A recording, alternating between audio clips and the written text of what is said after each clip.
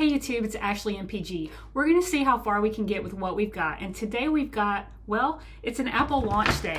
So here, we've got some new iPads coming out today. We have the iPad Pro as well as the iPad 10th generation. And so the first thing that I wanted to look at with this launch was the new Magic Keyboard Folio. Now this is for the iPad 10th generation that is launching today, and it's a completely new case for the iPad. Now I am waiting on the iPad 10th generation to get here, so while we're waiting on the delivery, I figured we'd go ahead and unbox this and kind of do a walk around of the features, and then by the time the iPad gets here, we'll go ahead and put it on and see what we've got. Okay, so here you can see we have the new Magic Keyboard Folio. We're gonna go ahead and turn it over so that we can unbox it.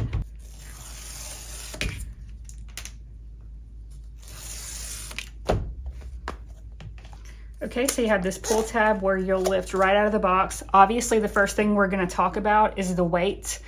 I would imagine that it's almost or just as heavy as the iPad itself. So when you're using the whole thing as is, you're gonna add substantial bulk.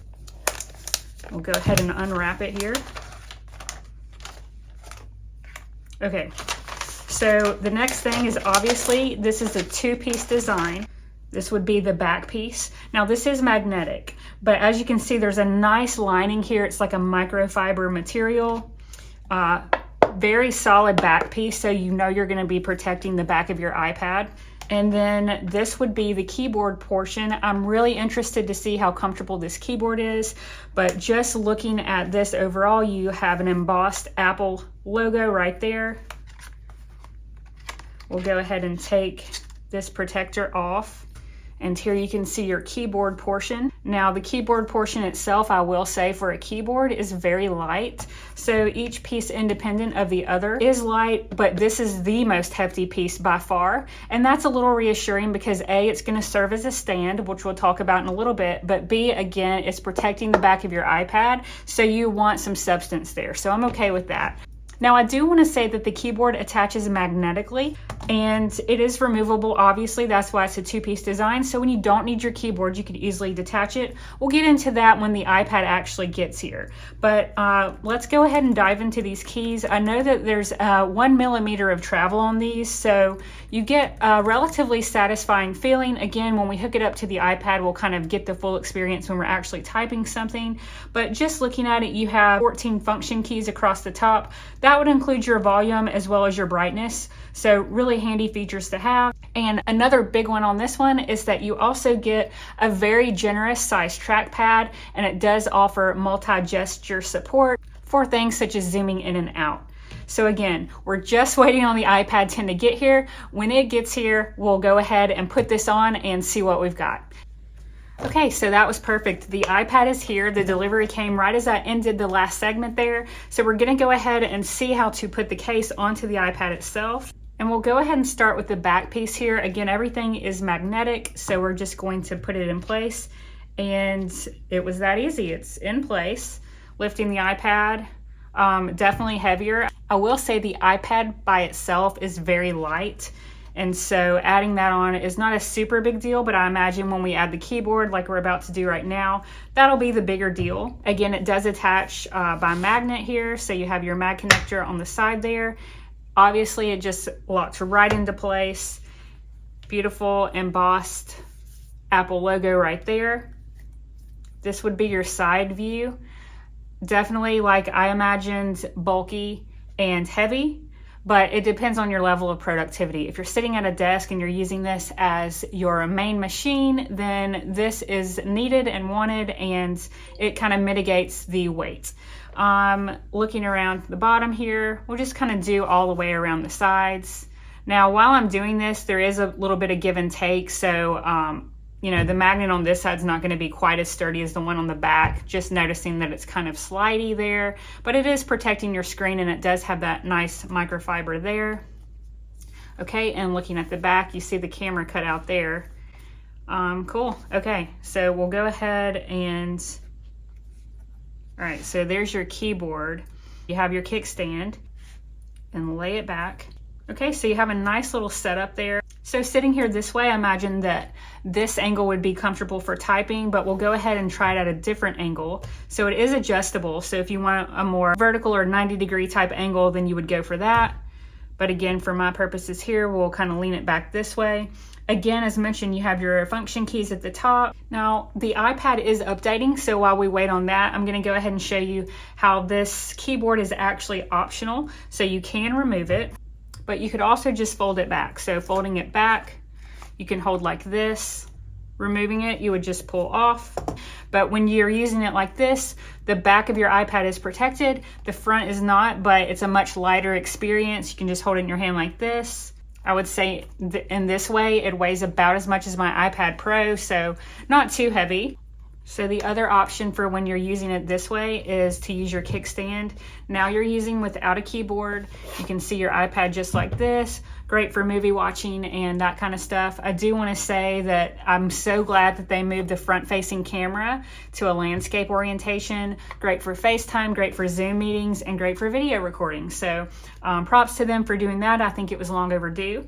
Now it looks like the iPad is updated, so we'll go ahead and add the keyboard back. I thought it would just click into place, but it was a little bit cumbersome. Okay, so we're there. Shouldn't be too hard, but let's try that again just for sake of the video. So you have your iPad and click. Okay, so it does work fairly well. We'll go ahead and unlock the iPad, and I just want to start typing. So here we have the iPad all set up for typing. Now, does it just work right out of the box? Well, it should, because we're connected magnetically. We don't need a Bluetooth connection or anything like that. So, hey, YouTube. And it works very well. I'm just going to keep typing here.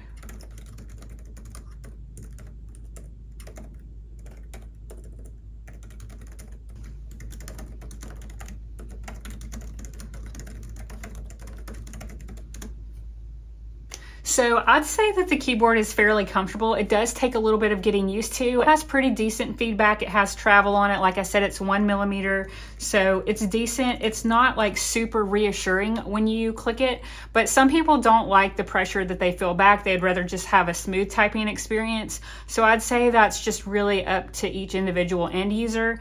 I will say that there's plenty of room, so it doesn't feel like you're wanting for additional space. My hands sit comfortably on the keyboard, and these are full-size keys. Turning volume up, the volume up button works, volume down. Brightness on your iPad works very well. So at this point, you're sitting here like you're using a laptop. Okay, so just looking at ease of use, now that I'm kind of used to it, you can hold your iPad like this. Your keyboard is here, so you'll turn it over like this. You'll open the iPad, and you'll pop the kickstand out on the back and adjust your viewing angle like so. Now I did want to show use of the trackpad. So you have a really sizable trackpad here for scrolling. So I'm scrolling up and down, no issues at all, just seamless, very nice. At this point, it's pretty much like a laptop. I know that's the end goal for a lot of users. And I also want to show you, it does have pinch to zoom, so you can do that very easily as well. So you're not having to touch the screen if you don't want to. But you know, you can alternate back and forth as you wish. And then pulling the keyboard off, just like that. You can sit it to the side when you don't need it, and you can watch videos, record videos, do a Zoom call, do whatever you want, and you're a little bit more free as far as being tied down by a case. I love the adjustable kickstand. Now with this, you're gonna save about $50, and that's compared to the smart keyboard, which the difference there, the main difference I would say is that when you have your keyboard connected, it's going to raise the actual iPad, so you get more of an ergonomic experience with that one. I would say the form factor of this one is great though. The keyboard is relatively comfortable. I like a little bit more feedback when I press the keys, just a more reassuring feel. So if you haven't gotten this and you're kind of wondering about that, I truly think the only way that you can get to know if you'll like it for yourself is to go in maybe to an Apple store or Target or whatever, try it out and see for yourself. I think overall it's a great little keyboard. I will say that after multiple times of opening and closing, this is a little bit, I I don't know, it's just a little bit slick. There's not going to be a lot of mag attachment except for right here, so I can see why that's the case. But when you're opening and closing, it's just, you know, be very careful. I wouldn't do it like over open ground or anything like that. I definitely have a solid surface below it if you're reconfiguring to remove the keyboard or just using your kickstand or whatever. Just be very careful because things are attached and the magnet on the back is very strong, but the magnet on the front is not quite as strong. So just don't get the impression that you can kind of do whatever you want and the magnet's going to be there. I really thank you guys for watching this. I'm super excited to maybe replace my iPad Pro with this 10th generation iPad. We'll see if the A14 Bionic chip can stand up to the M1 or M2 chip, depending on which iPad Pro I'm using. And if so, maybe I can use this one instead. All right, well, now that you've gone along for the ride, what's a few more steps? Hit like if you enjoyed the trip and be sure to subscribe so that you don't miss future ones. Thanks for watching.